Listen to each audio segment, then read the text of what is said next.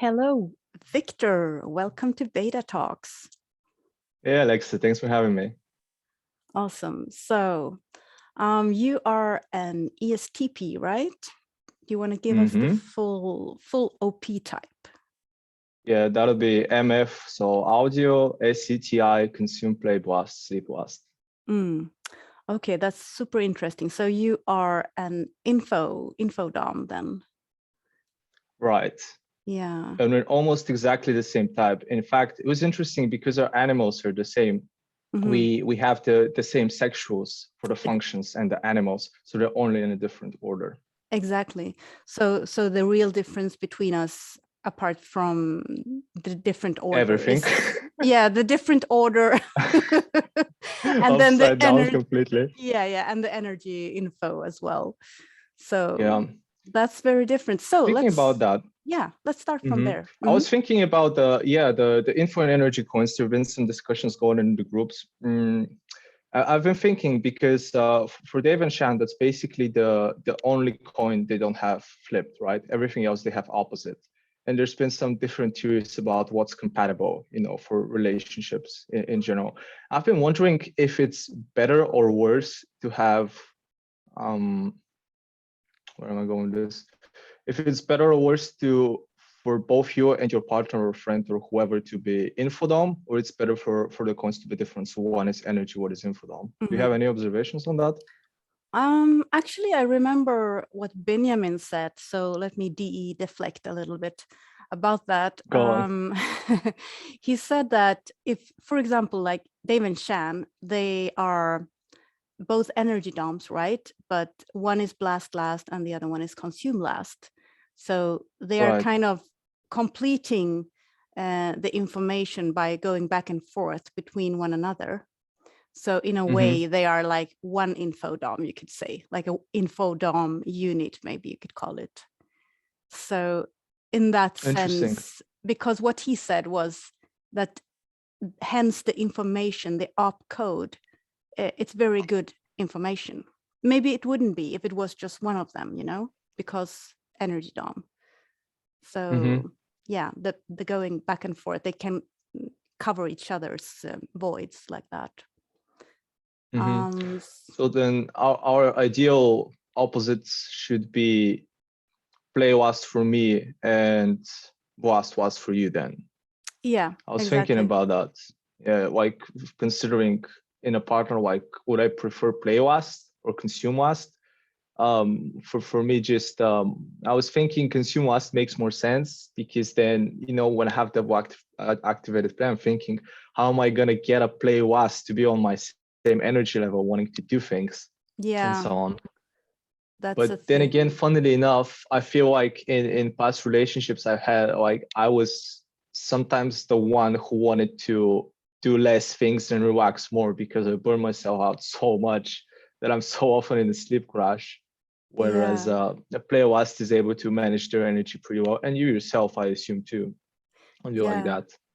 Yeah, let's get back to that. That's really interesting. But before that, maybe describe those sleep crashes. So let's go right on the topic here, because you're describing being sleep last and I'm consume last. Right. So it's very interesting to observe that last kind of missing animal, or at least very inferior at the bottom.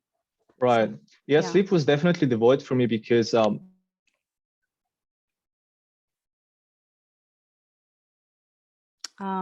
you froze. Your picture froze. Can you hear me? Let's see. We had some problems with the connection. Sleep that well. Sorry, Victor. And you froze. Shit, something happened. You froze. Oh, so sorry. You can start over again and tell us about the sleep crash from the beginning.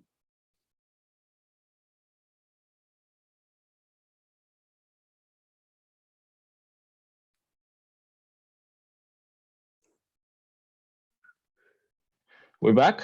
Now we are back. Okay. Yes. Awesome. Yeah. Can't have fun without some chaos. Yeah, we need the observer freakouts every once in a while. Right.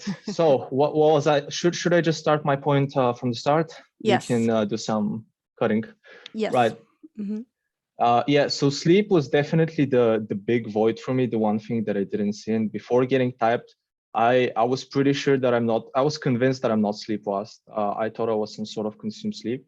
And that was first of all because I didn't really understand exactly what sleep was, which kind of makes sense because I don't really have it. You know, it's very hard for me to grasp it. And it's also like it's the most introverted, most personal animal. So it's kind of difficult to notice it in other people, whereas plate would probably be more easier to notice. I think even Dave and Sean have said that sleepwalkers usually have the hardest time seeing themselves. And also this is because, you know, you sleepwalkers, you have a harder time seeing yourself, which is like your type. But then also combining this with the fact that I have masculine TI savior. So I spend a lot of time, you know, doing inner monologue. Like sometimes for hours on end, I'll just walk around the house and just think to myself, I just bang blocks inside my head.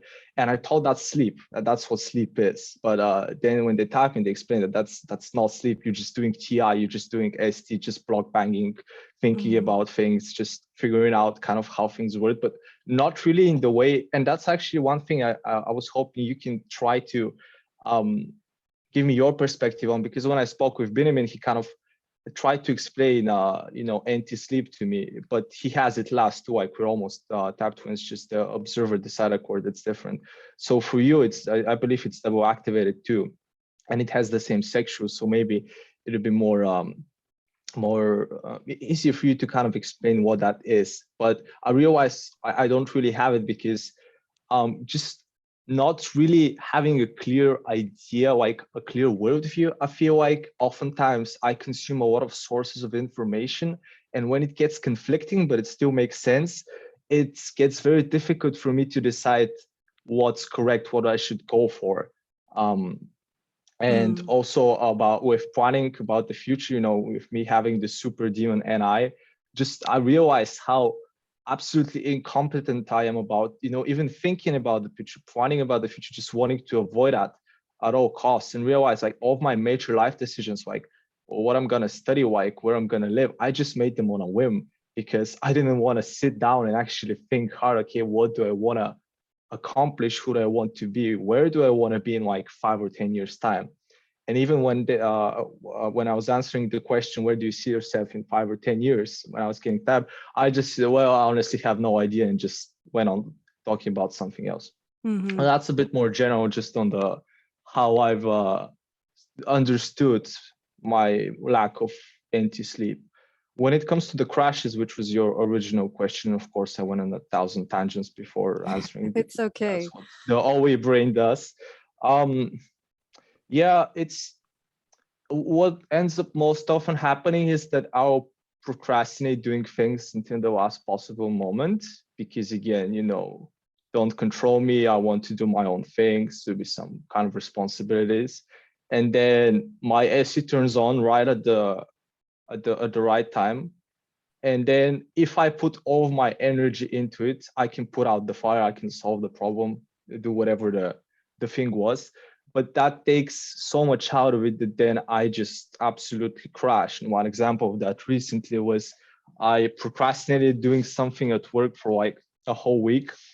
And then I said to myself, okay, I'm going to do it in the weekend. And then I didn't do it on Saturday. I didn't do it on Sunday. It was Sunday evening and I still hadn't even started doing it. So I finally started doing it at 4 a.m. and it was already Monday, right? Oh, no. So I put like an all-nighter, like 5 hours, super intense work. And I did what I think other people can't do in like 2 or 3 days. So when I get into this, like, gotta solve the problem mode, you know, the ST problem solving mode, I can be extremely efficient. The only problem is it only shows up when there's like it's not really an existential threat, but I feel like, okay, this thing has to be done.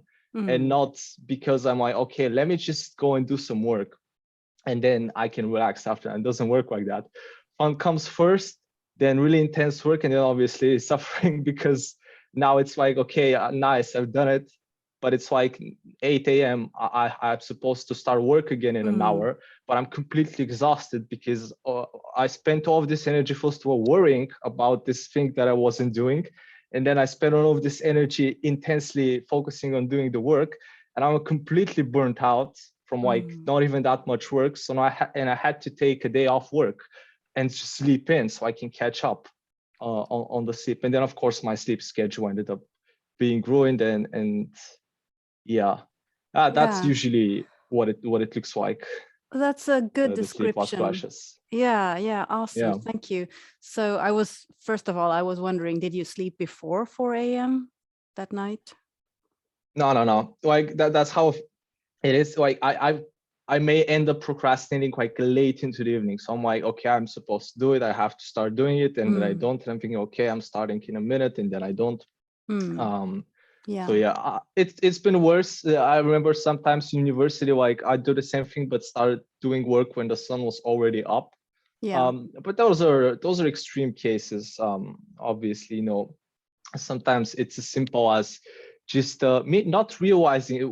One thing I notice is just subtle ways that I'm expending energy all the time. Even now as I'm speaking, I don't know if the audience would be noticing, but I think just the energy I'm putting out is a lot more than the energy you're putting out. So this is like just micro actions the whole day, just the energy with which I'm speaking, the movements I'm making, not being able to sit still. I constantly have to move around, change my position. It just adds up. So then by the end of the day, you think you haven't really done much, but compared with like a savior sleep, you might have done the same things, but you've done them with so much more intensity that then you're like completely dead. Or like recently I went out to like a club, and they had some really good music on. So immediately I started getting into the flow, started dancing like a maniac. And I danced super intensely for like 20 minutes, and then I'm completely burnt out and I have no more energy left because I didn't pace myself. Be okay, let's think, okay, we're gonna be here a while, let's conserve energy, let's dance a bit more on the chill side so we can keep going for 2 hours. I just go straight on, like expend all of the energy, and then you're dead. Yeah, Something right. like that. Catherine Arper? Yeah, she's awesome.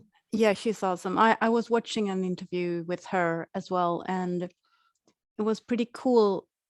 A lot of the things that you're saying reminds me of her kind of conversation. It's the NI overview. I can't give you any specifics other than one thing she said. I remember that she had a hard time sitting down for like more than 5 minutes, I think she said. So constantly moving around. So I'm thinking that's something and you are that's where doing meditation as well. is very helpful. Yes, and that's why I think that the best thing I ever started doing was starting to meditate, because that thing actually forces your mind to stay still and be quiet, and even your body, to the point where I now can pretty comfortably sit for like 40 or 50 minutes even without moving, and having my mind in a pretty relaxed state, which I think is one of the best ways for NTs or even any NI was really sleep was to do their demons. It's really good. Okay, so soon I want to ask you more about that experience, how you experience that. But before that, let's go back to the OI.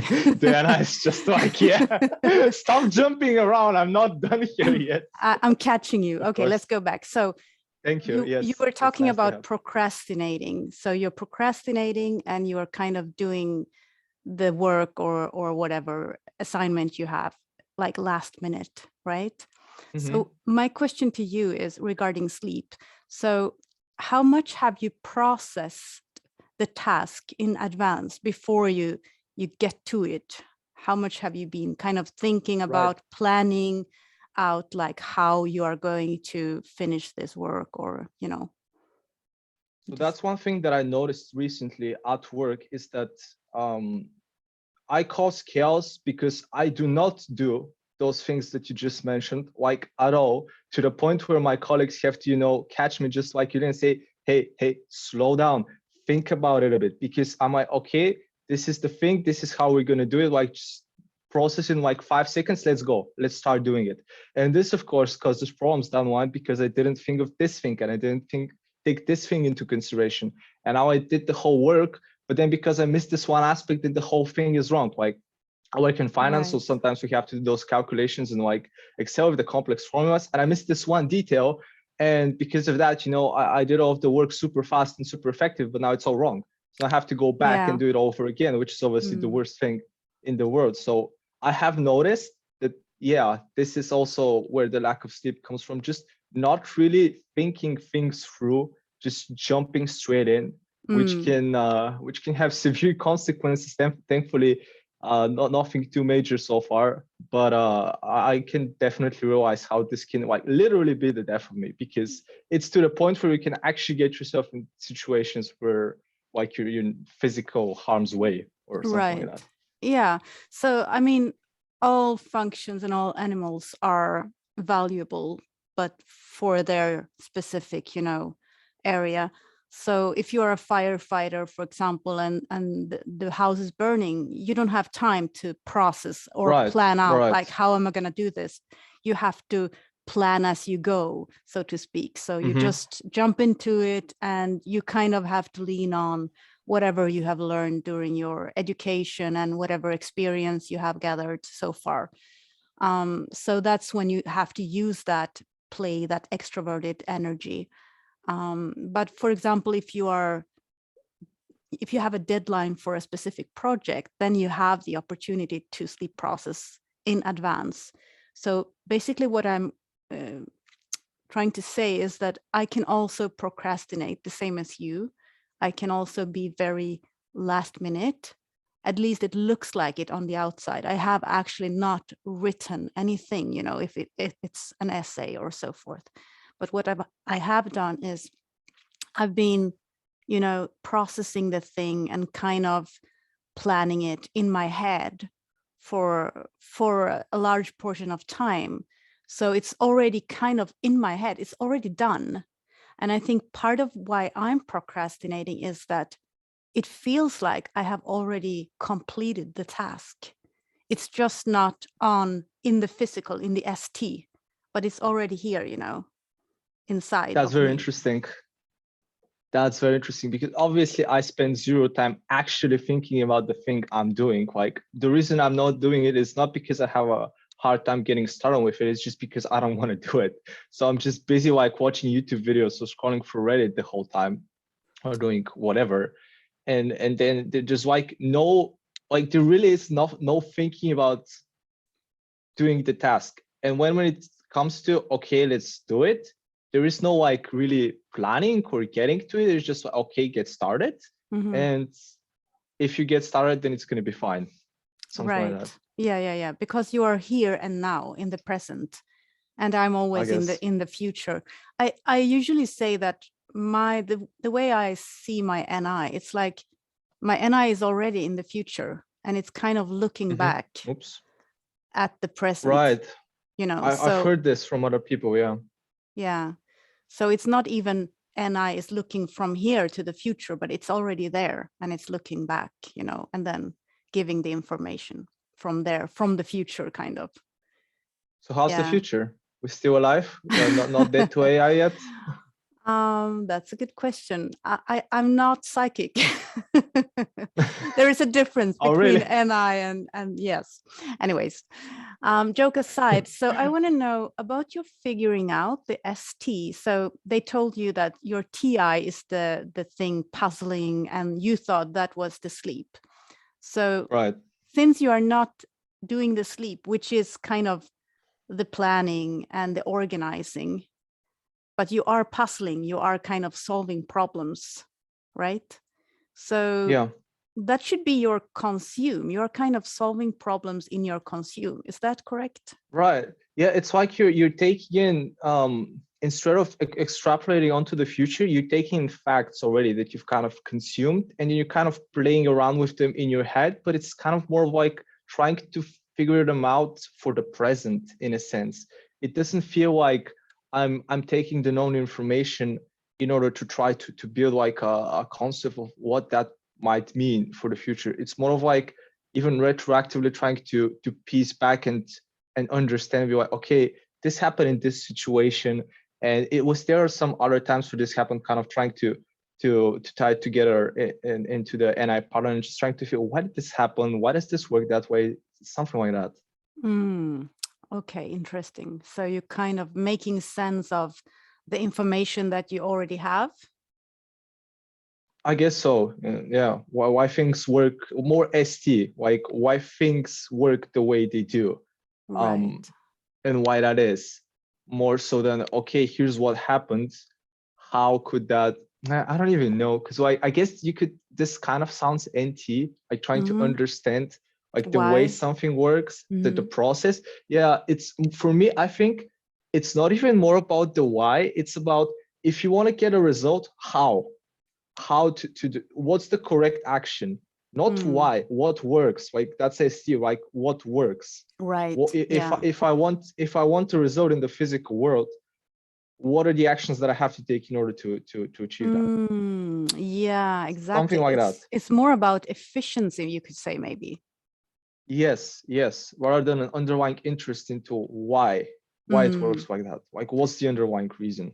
So what I am obsessed about, I could say, with my sleep is the bigger picture and the understanding. It's not interested in what is most efficient. It doesn't care about it, or what is the most optimal solution, whatever. It's more about, I want to understand things. Like that's my main goal with my sleep. So I process in order to understand, but it doesn't have to lead anywhere, or it can serve the blast, because I have blast over sleep. So, I can use whatever I have pieced together, and I can help the tribe somehow with this organized information. I can give it to the tribe. Right. Yeah. So one thing that I want to add here is it's not like I'm not really interested in understanding things. I think that's very important to mention here.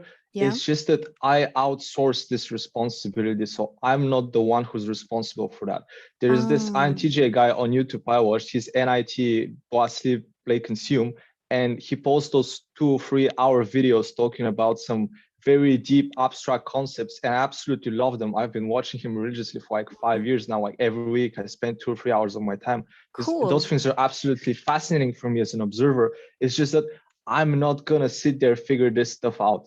I'm gonna go some lead NI blaster who's already figured it out with his sleep or her sleep, and I'm gonna watch their video, I'm gonna read their books. That's how I'm gonna approach that. Okay, so you're going to consume somebody else's sleep. Yes. And I also thought I was an intuitive too, and that's NF even. And Shan mentioned to me in the audio when they tapped me, like, you're interested in NF, sure, because I talk about concepts like spirituality and enlightenment and all this NF stuff. Yeah. But she's like, but you're gonna read about that in a book written by an NF. You're not gonna sit down and figure it out by yourself. You're not gonna go out out of nowhere preaching it to the tribe. Like so that's kind of where the difference is. Not like I don't care about NF and NT and it's all about efficiency. It's just I'm not responsible for being the one to figure it out. Oh, that's a very good answer. So Right. if we play with that thought, writing a book, what would you write about? Yeah, and that's one thing I love: talking, speaking, presenting. Like the blast hobby, it's great. I just would feel like a fraud doing it because I'm like, I don't nearly know enough on any topic to feel like I am ready to like tell the world, okay, this is what I've discovered, this is what I want to teach you. It's the demon blast, right? Just especially with the consume being that strong, I never feel like I know enough. I feel like there's always more I can learn. And I've even discussed this with like some blaster friends who are probably like consume last. They're like, yeah, man, you can learn anything in a week and you can start teaching people because you're already at a level that's like high enough to where you can teach somebody who knows absolutely nothing about the topic. But in my head, it's like I have to be an absolute expert on anything before I even start teaching. So if I write a book, like yeah, I don't think like what's probably going to end up happening, because right now I'm reading Obama's autobiography, which is really interesting because he's also ACTI, and I'm noticing like, of course, he's just doing his saviors. He's just recalling everything that happened to him while he was the president. Like literally, she's just going through the timeline even. And he's like, okay, there's this and I topic, and here's everything that happened here. Here's everybody that took part in it. Here's like a description of like what they look like for everybody. Here's a bunch of names, of course, all from his perspective because DI.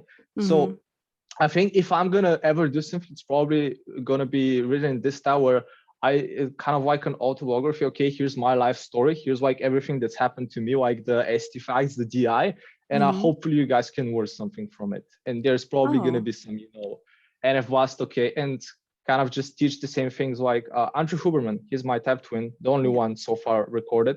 Oh, is he info? Also info dom? Yes, he's sleep last. Yeah, he's my exact type twin. He has a YouTube channel podcast, and I noticed his videos, and it's exactly the things that our type would struggle with, and he's trying to teach people, after he's figured them out, through his neuroscience, discoveries, consumed that he's done. And his videos, like, I even want to go on there and just read you some of the titles, but just stuff like how to fix your sleep, and just stuff like that, where it's like very obvious, written by somebody who struggled, how to plan, how to plan your goals, how to achieve them, like somebody who had a struggle with this and then figured it out. Like for me, I'll tell people, go fucking meditate because it's amazing, because it's done so much for me, or try being consistent. Habits, he also talks a lot about habits, like just relaxing, habits, planning. That's like my life struggles. And I guess when I get to the point where I'm finally consistent with those, and I feel like, okay, I finally learned this, especially knowing the OP perspective now. I'll be like, okay, I can probably tell other people my type to do the same thing. Cool. So, yeah, I was thinking that in the end, like that. Yeah, in the end of the video, I will ask you about that. Like, what is your advice to the other similar types? And what you have learned so far, because it's always a journey. So we are learning all the time. But okay, so you said that in order to stay more focused, you have started meditating for 45, 50 minutes. So honestly, it's finish. No, I'm just curious about that. Like, how did it start, and how do you do it? Right.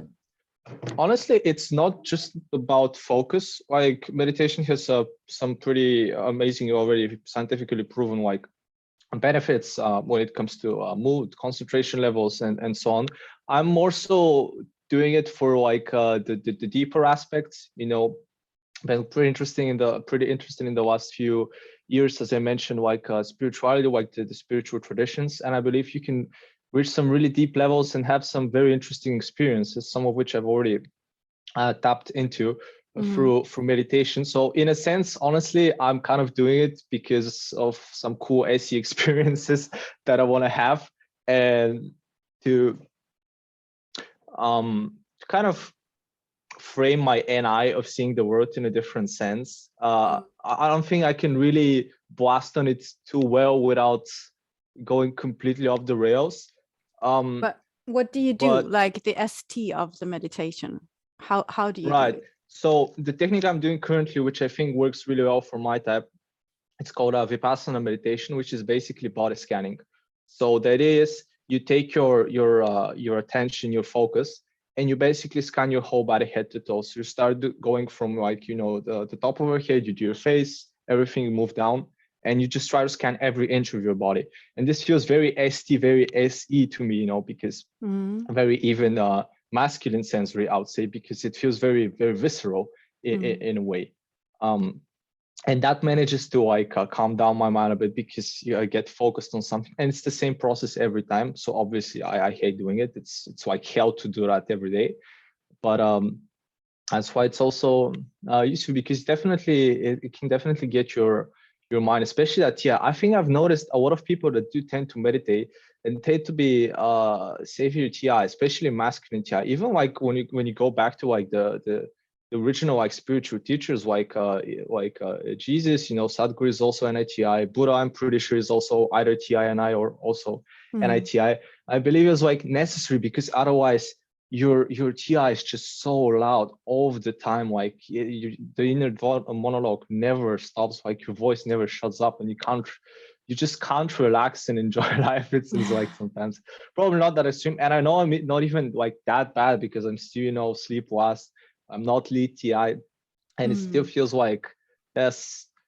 The times where the times where I have enjoyed life the most is like when the voice inside of your head stops and you can just really purely, I guess that's more say addiction, because it's just really perceiving the world.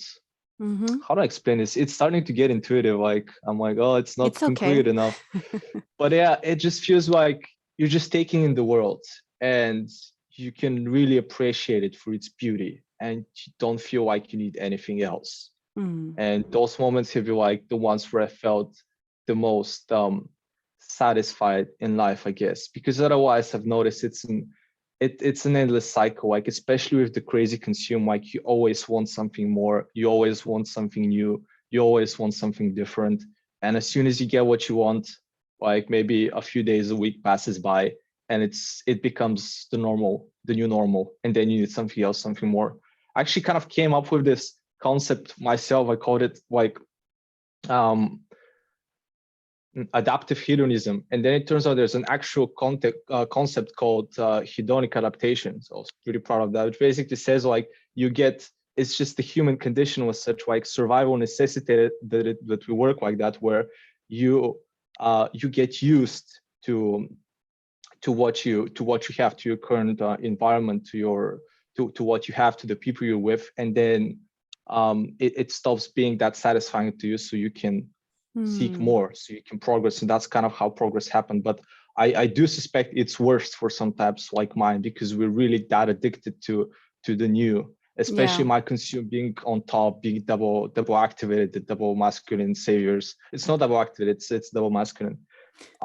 So it's been something I've been trying to teach myself, just what's really worth it, and what's really gonna bring the peace and the satisfaction. So the concept adaptive hedonism, that's something you came up with? I came up with myself, and then I saw it's an actual thing. Oh, okay. Something like that. So yeah, what was the difference? It makes sense if this. What was the difference between the thing you came up with and the thing you saw after? So what I came up with was adaptive hedonism, and the actual concept is hedonic adaptation. Now I want to look it up to make sure that I'm not, but I'm pretty sure it was an actual thing. I'm pretty sure it had a Wikipedia page, and it was like it's a scientific thing. But in case I'm wrong, have you been writing or talking about it? Your own concept, I mean, like blasting about it somewhere? Well, the thing is, it's not even mine. I just figured out something that was already there. It just felt cool that I kind of came up with the idea of myself, in a sense. Not like I did some scientific breakthrough or anything. It just felt cool. Yeah. I'm just thinking maybe there are some nuances to your discovery. I mean, the logic that you concluded on. Maybe there are some small nuances that could be interesting for the one who cares and is interested in the subject. If there is any page or any YouTube channel or anything else you have where people could find more information. Yeah, definitely. I'm not at the point where I'll start teaching. I was actually thinking of wanting to do like kind of what you're doing, like a podcast thing, but obviously just like all of the consumers are doing podcasts. Like everybody who's consume play consume, most of them AC, I've noticed, like in the podcasting world, like literally almost all of them. Yeah. It's crazy. Like you got Joe Rogan, you got Jocko, you got Mikhail Peterson. Who else? You have Tom Billy. All of them, like almost without exception, ST, consume play consume.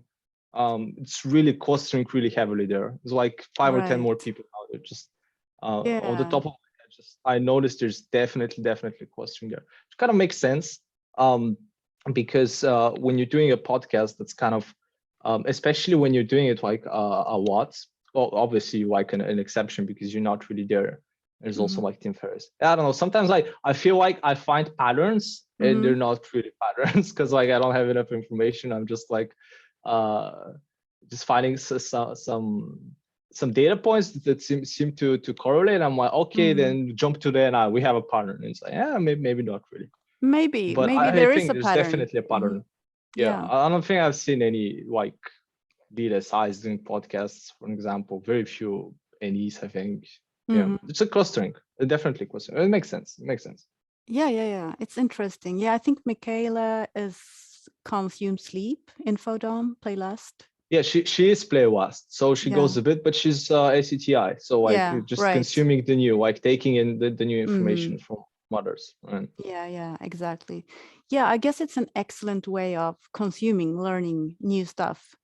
And Right, it's kind exactly. of That's why. interacting with the tribe as Right, well. especially if you have play energy. Yeah. And by the way, Yeah. for Mikhail, that's also I kind of watched it. Just realized that I saw her like first TEDx presentation recently before she like started the podcast and got more popular. Like it's basically saying, okay, here's my life story. I had this problem. I did this thing. This solved the problem. You should all do the same thing too. So it just Right. very much feels like the same method, the same thing that I would do, except a bit different because she did the sleep processing, right? Because she actually has the sleep. Whereas I'm more likely to go and seek solutions from others, by kind of like interacting with you to try and figure out my sleep. Whereas her type Right. more likely, okay, I'll look for the information and then I'll sleep on it, try to figure out how it works. I'm gonna get it solved and I'm gonna teach people. Right. And then maybe do some play energy at the end, right? That's so interesting. I'm also thinking about like TI is very personal, right? So it is actually what works for you or how you understand something, right? Your personal logic, I guess. Right. But for me, it also feels like what TI tries to do is solve that, maybe a bit more anti-sleep, but it feels like it's trying to solve the way I think generally works. So um, it, I don't know. Yeah, I'm thinking about the teaching aspect, because you would still use NF blast while teaching. So you would narrow things down, and then whatever you think is useful for the tribe, that's what you would give them, teach them. Useful. Wouldn't that be T though? Like, what are the difference between FE and T in that blast? I guess what like I what's mean. valuable to them? Right? Yeah. So I'm not sure about all the definitions, but what they say is that you take your known information and then you use it to help the tribe, I guess. And Sure. yeah, in different ways. And I guess the NF blast, it's more motivational, like it's appealing more to the feelings and kind of I think so. make someone feel something so they want to do the thing, Yeah, I've been trying to see that a bit more clearly. Like that's supposedly what's your first animal. So you do it on autopilot all the time. So maybe you can try and tell me how you feel it manifest inside of you, because I don't know. I've been thinking, even if it's more about doing it is the blast in such a style where you're trying to affect their emotions so they can get to a does that even make sense?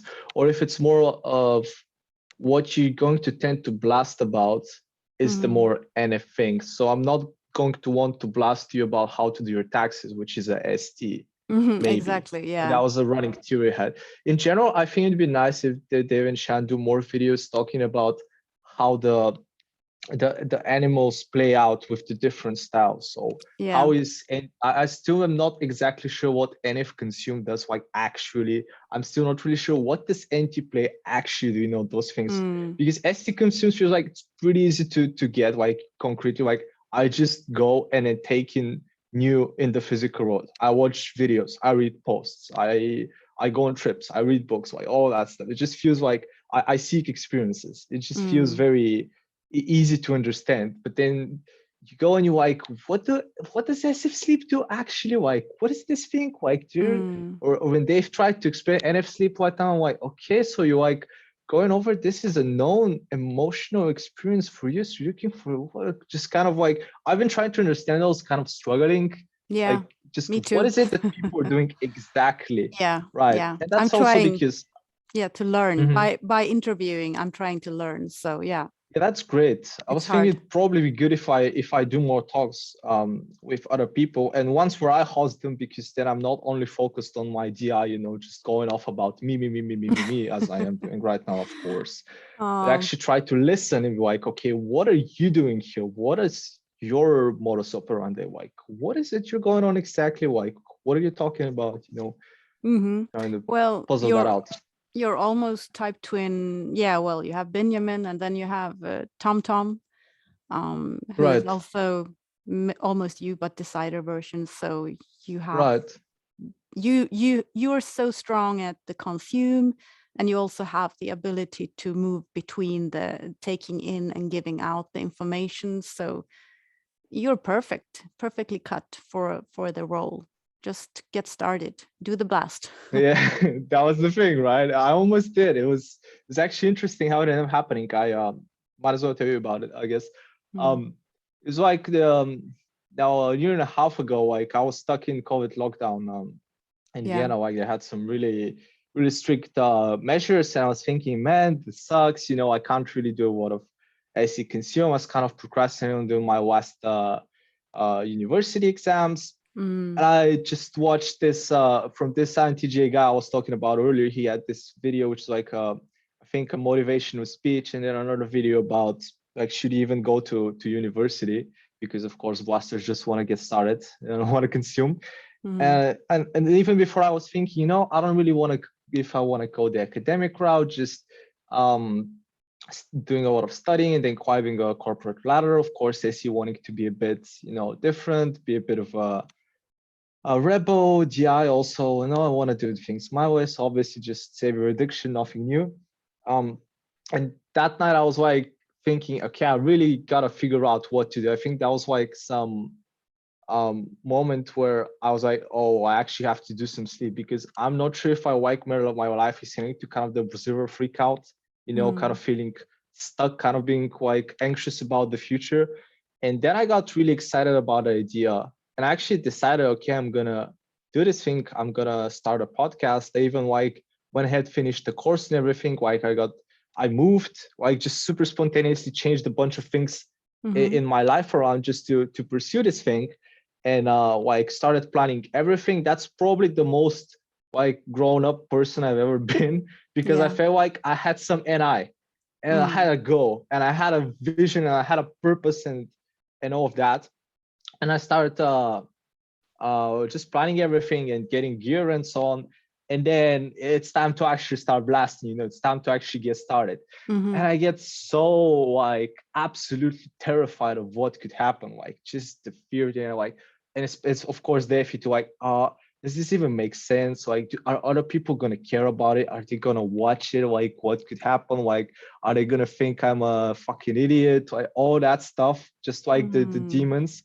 And what ended up happening was I didn't get to start it because another opportunity came up. Like a friend of mine called me for a job opportunity, and I was like, okay, I'm gonna do both things simultaneously, no problem. And of course, then when you get into a comfortable situation, you're like, well, now I don't have a reason to do my demons, because you're only gonna get to your demons when life hits you, and you're like, oh shit, I have to start doing them, otherwise it's not gonna end up well. So I have procrastinated. I don't know if I've really given up on it. I just decided, okay, maybe it's not the right thing. So just classic, lead consume, having problems with blasting, wanting everything to be perfect, being perfectionistic, having to figure all of it out instead of, just being like, grabbing a friend and saying, hey, let's like do a video and record it while I'm going to ask you some questions and see how I'm going to like it and so on. Yeah. Even like I was watching an old video of Dave's, like when he was still doing them by himself, like 4 years ago, and he was talking exactly about this thing. Like it was about IPs, like, start the thing, do some blasts, get some feedback from the tribe, don't go on, especially probably even worse if you consume sleep, just planning the thing for 30 years, and then you finally decide to blast it out, and all the tribe doesn't even care about it because like you wasted 30 years planning for it. So that's yeah, I was going to start a podcast, but then stuff happened. Yeah, but you were on track, and I mean, you still have that NI plan in your head. So I mean, you could still, I mean, it's not new, so you don't want to go back to the old, I guess. Right. Yeah, I guess I've kind of scrapped it. I think I feel like where I'm at right now, like, well, I'm doing a job that like I don't really deeply care about, but it's like pretty comfortable, the circumstances I have for myself. So I think I'm probably gonna keep doing that for like maybe a year or two before I have another observer freak out about my future, not like being like, oh my god, what am I doing? I'm gonna end up like in mediocrity, like in just envisioning what's gonna happen 10, 15 years. Then I'm gonna grab something new. And hopefully I'm gonna blast it out this way. Or maybe I'll only start something that I actually care about, more of an entrepreneurial thing when I'm in my late 30s, which I guess is also fine. I've been taking myself a lot less seriously lately, especially with all the OP stuff, like just learning more about like evolution, like human psychology in general. I'm like, I'm just a dumb ape. Like, it's fine. Even if I don't really do much, if I don't really accomplish anything, I just not letting my DI take me for a ride. Oh, you have to like become fucking Elon Musk or whatever, be like a super important person, like, achieve a lot. No, might as well. But then again, we're a tiny speck, like at the one corner of the universe. We don't really know anything about anything. We have no idea why we're here. We have no idea where we came from and so that. So I'm just like, sometimes maybe it's better to just do your essay and enjoy life, good company, good food, and so on. And when there's a need, life is going to push you and you're going to have to do your demons. But I've been trying to, do them preemptively and mostly failing. But, I'm also young and dumb and all that. It's fine. Yeah, exactly. Yeah. And trying is important, to not stop trying. I mean, that's the thing. Nothing will be perfect right from the start. And even like for myself with this channel, I decided I'm doing it for myself. So it's my own interest. This is my kind of processing of OP, trying to understand the code more, and starting with the quadras. So if someone wants to, go along for the journey, just listen and maybe give me some feedback, they're welcome. I mean, I enjoy sharing the info with others. If not, I'm still doing it for me. So in the end of the day, that's the point, to learn and to understand. Right. So I guess the reasons are different. I don't know what you had envisioned, like what your goal was. It's true. Yeah, it's kind of like just wanting to, and I think that's really true what you're saying. Just when you start something like that, because even Joe Rogan started it that way. Like he was just, he just had some friends over. They were having fun for a few years, and then people started caring. But I think it was this problem when I was like trying to like really understand the SF, like trying to force myself to do FU, like what are people gonna like, instead of really just being like, do I want to do this thing like for myself? Like, is this something that I'm gonna want to do even if nobody cares about it? And if yes, just do it, right? And then if people enjoy it, well, then that's fine. And if they don't, like, I guess it was just, I was like, it has to like work, it has to like become like a business and something like that. And I guess that's the problem with it, where I should just grab something that I like doing and just be consistent with it. And then if at some point it can become like more than a hobby and turn into a career, then that's great. If otherwise, it's fine. I still love doing it, right? Yeah, that's really wise. Yeah, and I think it's something you need to somehow believe in. I think Dave said that the important thing, or maybe it was Shan, that to bring value. And if it's valuable to you and you're sharing it, people will be able to tell this is important, this is valuable to her for some reason. I mean, it will shine through. In opposed to if you maybe are just, trying to do something for others, hopefully being popular enough or copying something someone else is doing. But what's the real point? You need to have a point, a value, reason for it. I think I'm just preaching my saviors, NINFE here, but anyways. Oh, that's what we're all doing, Code. It's fine. It's good. Yeah. I think because I'm more balanced on that, I wouldn't really have that much of a problem. Like I still have the DI, which is like, okay, I'm not gonna let other people really just like even the SF like control me to the way it's gonna be. I still want it to be, my thing, and for me to like really like what it's like and to feel like I have the freedom to be myself. That's like a big thing I was noticing that I find myself freaking out about. It's just so much of wanting to just be free to be me. Again, savior addiction, like blah blah blah, we know. One thing that I've been processing, just wondering, and maybe it's interesting to see how you see that, because you're both like double deciders, very very balanced on TI and FE. And I've been thinking, on the one hand, I want to be honest with people. honestly more for my sake than theirs, because it just feels good. Because before, I think I was trying to be a bit more manipulative in some situations where it has something to do with the NF plus, maybe not. And then I realized, like also the feminine G, like avoiding conflict. And I realized if you just like really straightforward with people and honest, it feels amazing when you don't have to hide things for them. Again, EP stuff, missing information, so on. It just feels so good to just be able to be truly yourself, like 100% with all of your weirdness and so on. It's just so freeing.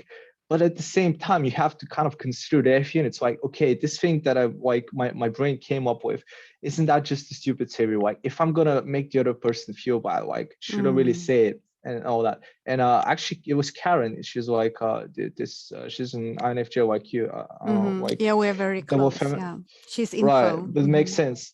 Yeah. So she gave me this great rule, which was you have to ask yourself three things, and two of them have to be true in order for you to say a thing. The first thing is the thing you're saying true? The second thing is the thing you're saying kind? And the third is the thing you're saying necessary? So if you're gonna say something that's not true, then it better be kind because of kindness, and it better be necessary. And if you're gonna if you want to say something that's not kind, it better be necessary for you to be telling the truth. Because if you're saying something that's true but it's not really necessary and it's not kind, then maybe better off not saying it. So I want to kind of get your take on this, maybe on this rule, and kind of how you see, like how you go about this, double deciding thing. So I think we kind of have maybe the opposite problems. I don't know for sure, but It since I makes am, sense, right? yeah, I'm FE savior, so I will consider the tribe's interests before my own, which is a problem to me because, I mean, it works in the front end, but then it will backfire on myself because in the end of the day, the only one left is myself. Like when the tribe already went home doing their things in their houses and I'm here still, and I just did the things for the tribe, or I prioritized the tribe's interests, and then I'm here, and what did I do for myself, So I kind of have the opposite problem. And I guess maybe, or I don't know if that's the opposite problem, but I think my struggle is to really give myself permission, so not expecting someone else to give me permission to do my things. For example, consume something that I like, because usually maybe I will consume something because the tribe needs it, from me. I will consume so I can give to the tribe, or I can share something. But what do I like personally?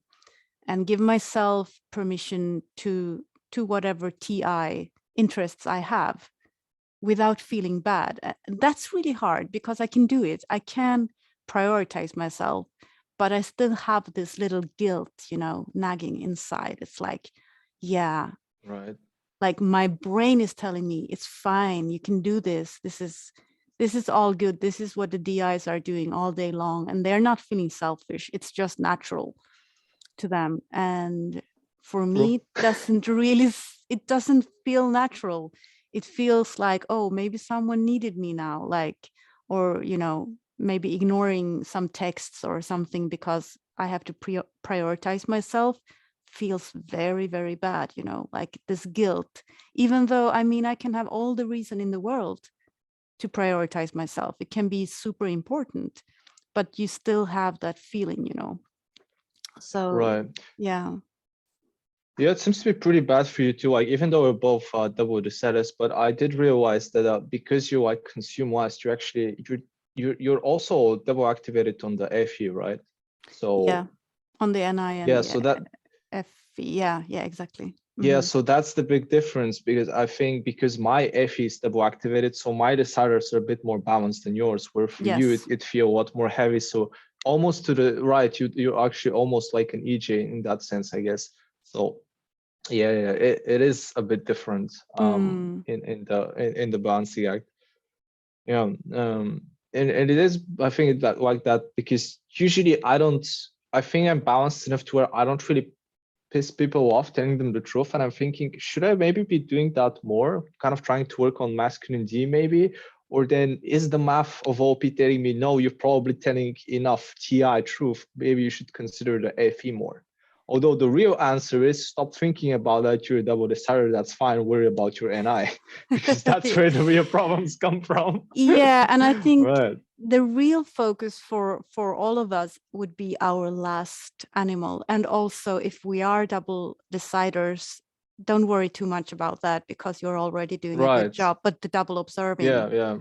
So for me, exactly. it would be especially focusing on the consume and the double observing, and for you, the sleep last, and to do more of that, I guess.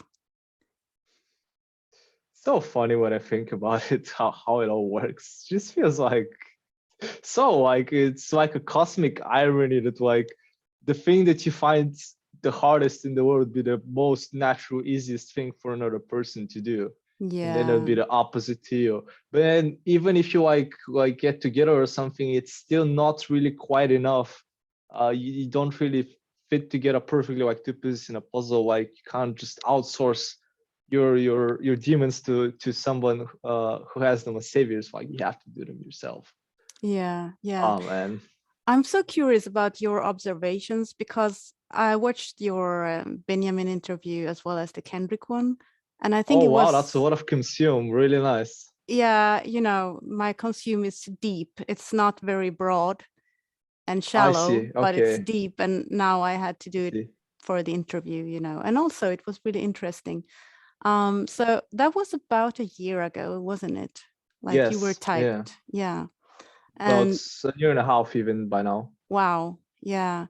So you've had quite a while to process. And I'm just thinking, like, general observations. Do you find that you clash more with certain types or certain functions? Tell me about your experience, because you were talking about info energy before, if like a couple should be one info and one energy.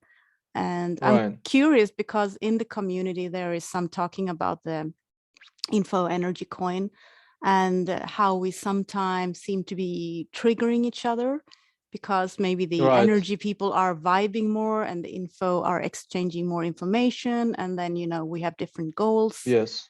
So yeah, in terms of feeling triggered or experiencing some clashes with other functions or human needs, what have you found so far?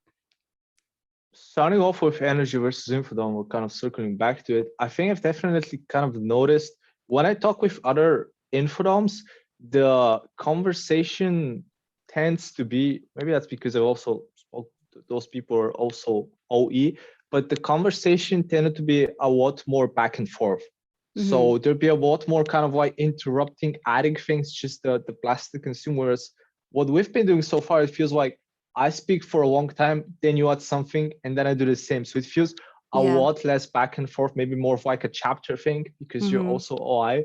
And I do feel like maybe like this is great. I'm absolutely enjoying myself, but it feels like it's like the where the saviors get activated, and where it feels good is to have this back and forth thing, which is like the infodominance, which probably happens a lot more with sleep wasts, because play wasts, that they're a bit more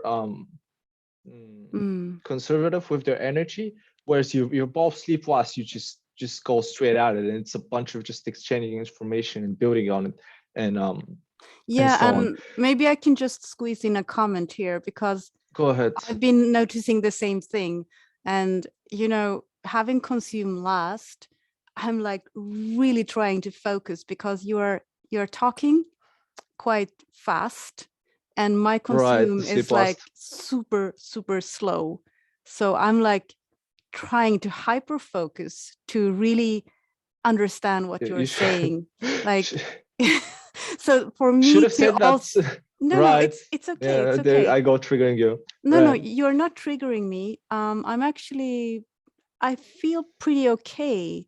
In the beginning, I was quite nervous, not with you, but like with my first couple of interviews when there was an info dom, especially sleep last, because it's hard for me to follow.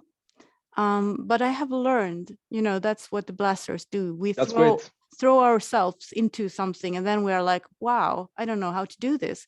But then you force yourself to learn. And so I have actually learned to consume on the fly, but it's still, like learning to walk.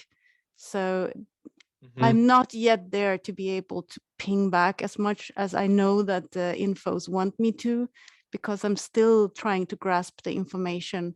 I could probably give you, the information back in 1 or 2 or 3 days. But like in the conversation, it's really hard for me. Yeah. Yeah. Oh, that's absolutely fascinating. Yeah. And something that I didn't even consider at all, because, that's just how my natural way of being is, just Yeah. going Yeah. And 100 miles an that's hour. And I could probably try to slow down to accommodate you a bit more, and that would be nice. But no. it's exactly this thing where it's like with the infidoms, it feels like you're both, especially sleep fast, your brains are both going on like 100 miles an hour. So it just go it was with the DAO active player, just go ping, ping, ping, ping, ping, info, Mm, info, info, info. And yeah. it feels satisfying. I don't know. It just feels good. Like even in real life, I've had like conversations with I believe like infodemons that go like super, super long, like we just philosophizing about this and that, and it just goes Yeah. like late into night, like 4, 6, 8 hours, crazy things. Is it So like a rush, like a high almost? definitely, that's why I'm trying to say. It just feels good. It's just like the saviors, like the Mm, addiction, like activated. It's like a drug in a sense. Yeah, yeah. yeah. Wow. Yeah. But that's I'll- one thing I haven't really. I've only started to track recently, so I can try to like look out for it more. It's not something that I've like had a lot of processing of. Right. Yeah. And for me, I mean, this channel is all about learning about, your functions and the other people's functions. So it's fine. It's actually good, that people are being themselves, their full selves, because Right. then you get to Sure. see how everything plays out. So Yeah. yeah. Sure. Sure. Mm, Otherwise, when it comes to the types in general, about the quadros, I've noticed I definitely have the hardest time getting along with, just having the hardest time vibing with. I think there are. I think it's alpha. The alpha one quadrant. the NFPs Hmm. SDJs, are they alpha? Mm, Right delta. or not? Delta. They're delta. Okay, Hmm. I know beta and gamma, alpha and delta get confused. So delta, yeah, because they have the Yeah. opposite function stack, right?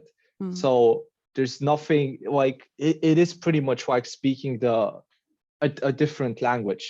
Although I was vibing pretty nicely with Kendrick, it just yeah, just noticing like even because my type is such that I keep a very, very good track of everybody's type in the community. Like I pretty much know the type of pretty much everybody by heart. yeah. So when I when you spend enough time in the groups and so on, just looking at content comments, you just notice like starting to see some of the patterns. And I'm like, yeah, I think it's just with the deltas, it's like there's too much difference there. Like when everything is different, um, yeah, I don't know. It's just like it's you have to kind of force it a bit, something like that.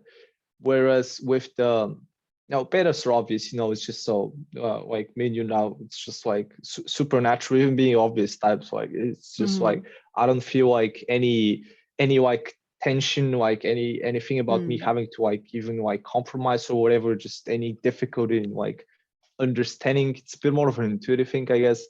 Yeah. Can't It's really the explain same it. language. Yeah. Yeah, right. It's just Hmm. exactly it's when the it's not constants, it's not functions, right? I think Yeah. um right. And for us, even Um having the exact same modality also plays into it, like feminine NI yeah, and masculine SE and so forth. yeah, I think that would be helpful too. Mm. And then with the gammas, they feel like you like your cool cousin type, if I can put it like that, like where you especially like the SEs, like the SFPs, Hmm. where like it feels like I kind of feel like bonded with them through the SE in a way. they're like cool with it because they have the SF as well. Mm-hmm. And then the INTJs obviously love because I learn a lot from them. Like a lot of the people, like all of them like write books. A lot of books I've read come from like INTJs and stuff like that. And then with the alphas, it's like their TI is really interesting. Like guys like Elon and even like Zuckerberg and Bezos. Like I'm just really interested. Like what are those guys doing? Like they're like so smart, and like the ideas they're able to put together with the NE.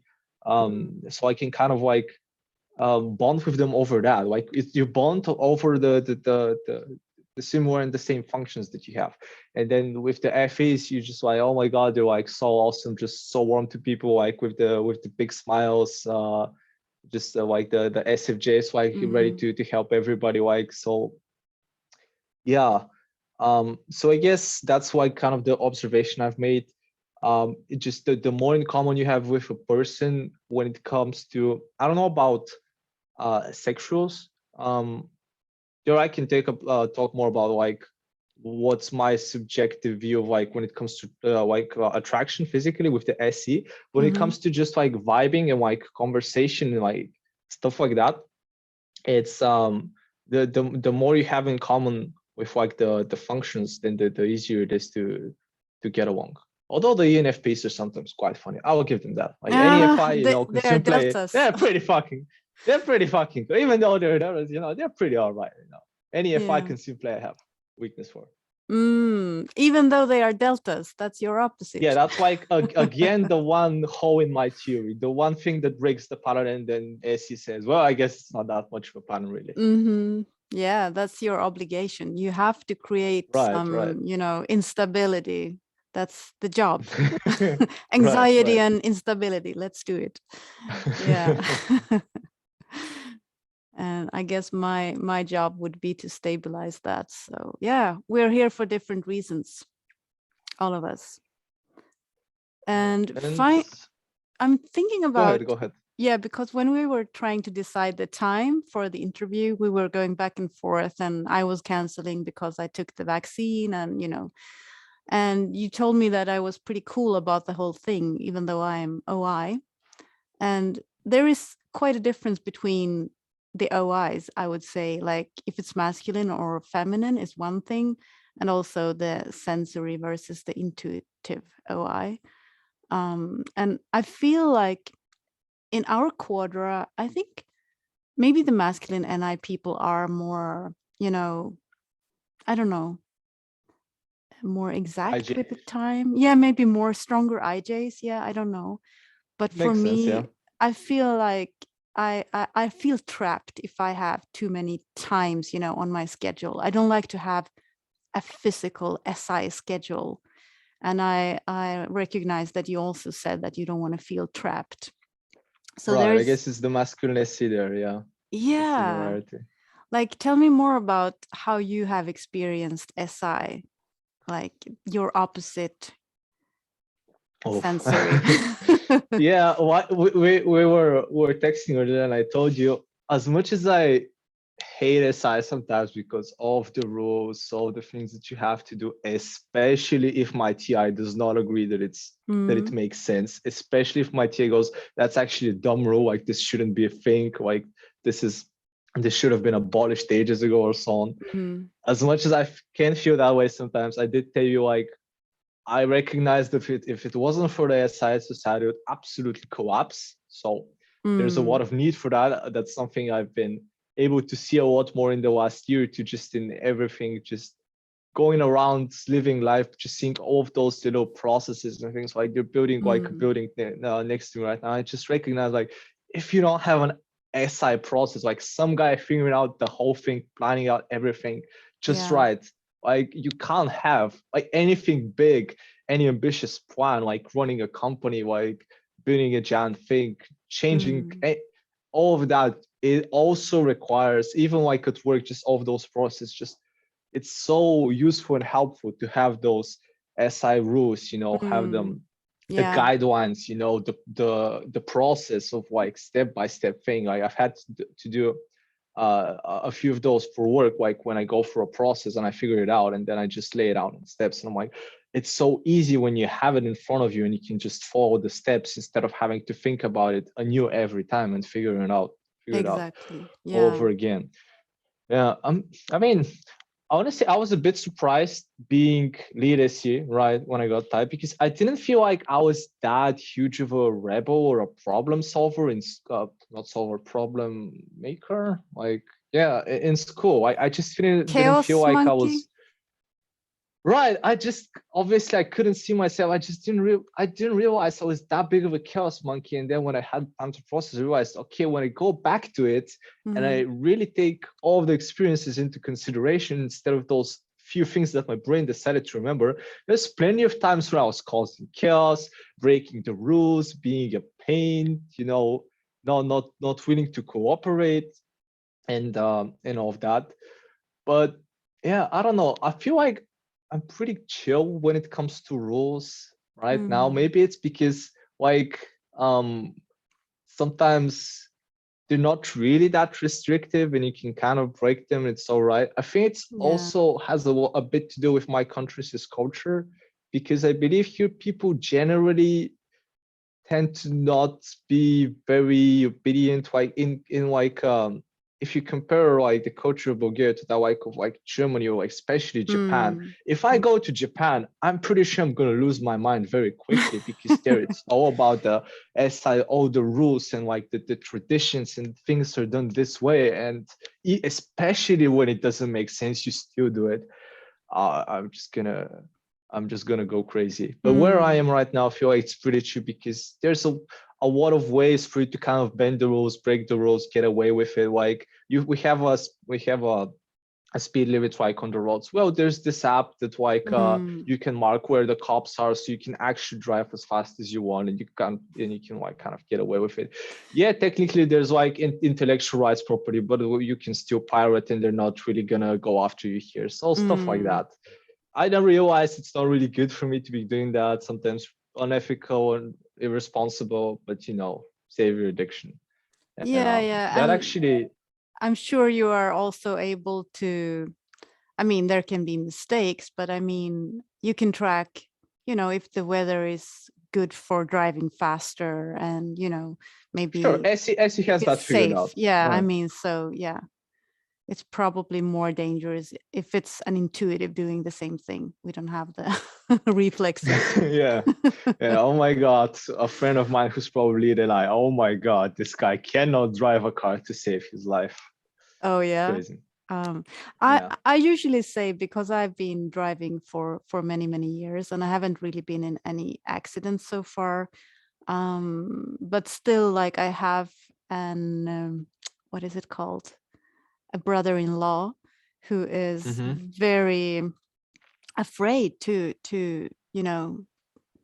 get a ride. I don't know, he wants to drive whenever our families are doing something, and he's super scared for my driving. And I don't know, I guess it's because he's very sensory, like really masculine sensory, and with me, I guess I'm flowy, feminine, and I'm kind of doing it more on autopilot, but I'm not really present, in the moment. Yeah, you're not super engaged with it. No, but I can see, like, I see the future dangers, because that's what the NI is doing all the time. So it's kind of seeing that, oh, there is a possibility that car will maybe drive, like that. So I'm quite aware, but it doesn't show. I don't know how to explain it, but yeah. And a little bit in my own world. So yeah. So yeah, I guess it makes sense. And for me, it's like, I'm very good at reacting to the dangers when they happen, but I'm pretty bad at predicting them. Like, it took me a few years to actually learn to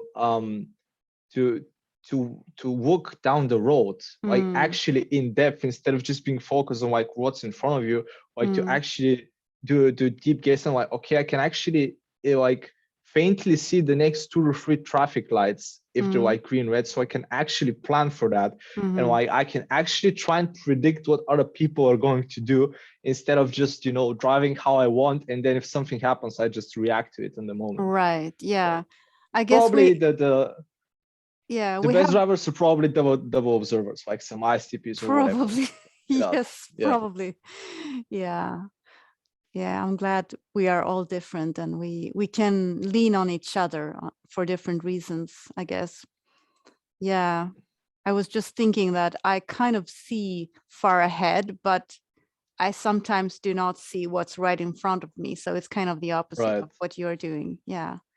Mhm. Interesting. Yeah. Okay. So do you have anything else you want to talk about, or otherwise I want to ask you about the advice question. What advice do you have Right.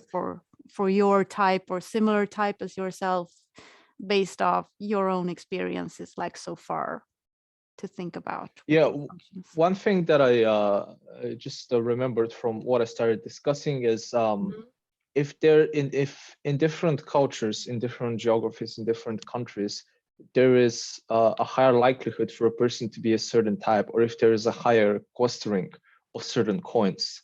When I said that about kind of like my culture and compared to the culture of Japan, but something that I've been interested in.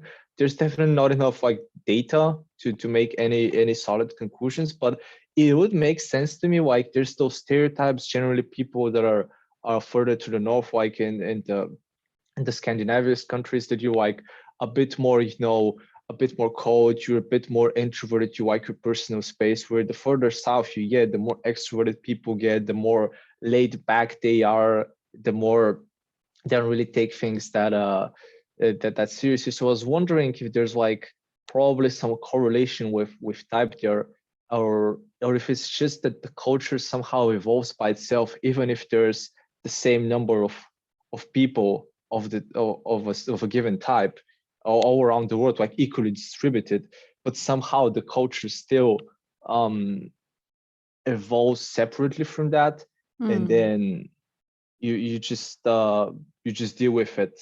But I think it makes more sense that there is some sort of clustering, like that there were some evolutionary reasons that in certain like climates or geographies you'd need more of a specific coin. I like I think in the beginning they've said, I think that S and F were the letters that developed first, and N and T are like further down the evolutionary tree. And it makes sense to me that you need, when you're still a hunter gatherer like in Africa, you just get along fine with SE because it's summer like all year round, and you can just go and hunt. You don't really have to plan that much.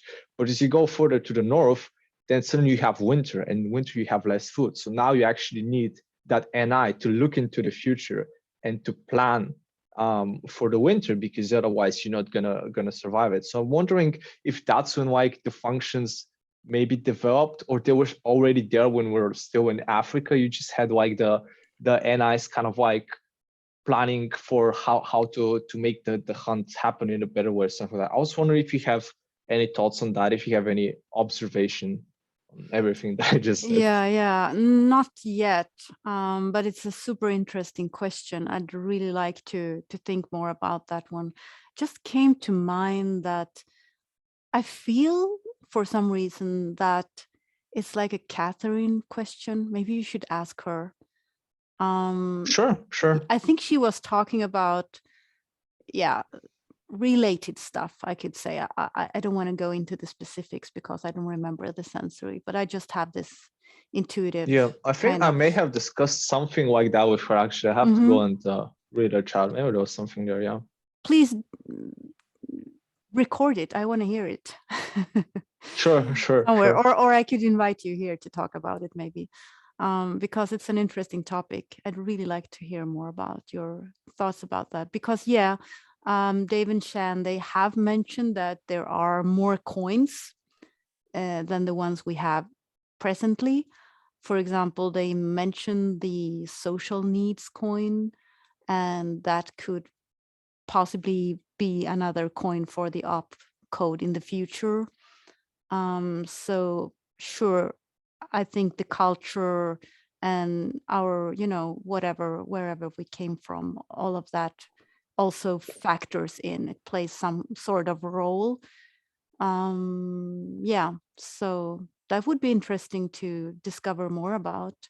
And also Absolutely. another coin that I think is super crucial is the XX versus XY, so male, female, Of course. Yeah. because that's So it's like, huge. Yeah. yeah. Maybe it's even bigger than all the other coins, So really, it's not 512 types. Already now, today, we have 1024 because, it's very, very different. I So guess.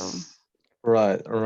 Yeah, that's yeah. something that I haven't really thought about how it manifests when it takes gender into consideration. But can you tell me Mm. more about the social need coin? That's the first time I'm hearing about it, and now my IC is just like on Yeah, track, missing yeah, information. I gotta yeah. know about it.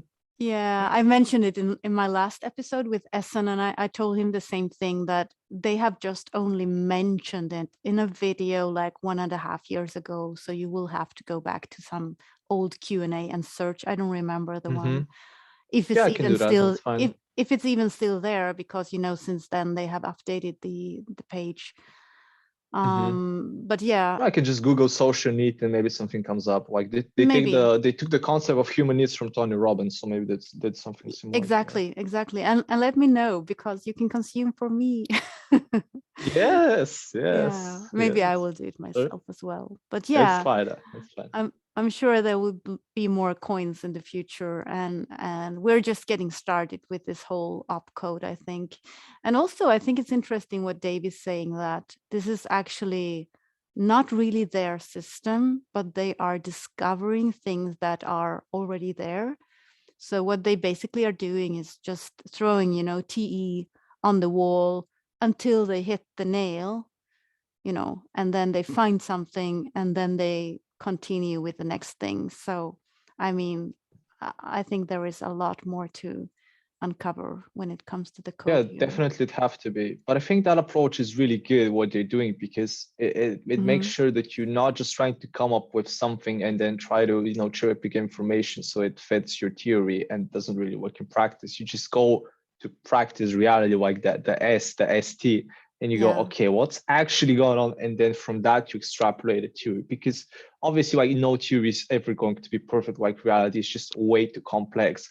But even what they've already come up with, it's like massively useful already, Exactly. obviously. So Yeah. Yeah. looking It's forward to 5,000 coins. Or types, at least. of Maybe course. 5,000 coins. If we do the whole genome, map the whole human genome, where will we get to 5,000 coins or something? Yeah, of course you do. You're 5,000 types, SC. maybe. So finally, Even some more. advice to Yeah. people of your type or similar type. What do you say? What do you Right. have to give them? Your Yeah. NF blast. Obviously, first off, disclaimer that I'm not like perfect at applying what I'm going to tell you, because, blast over sleep. But yeah, like, especially for sleep last and I was the things really, the big ones, I would say, it's 1, meditate; 2, sleep enough; 3, plan; and 4, habits. Like, that's my 4 TI truths.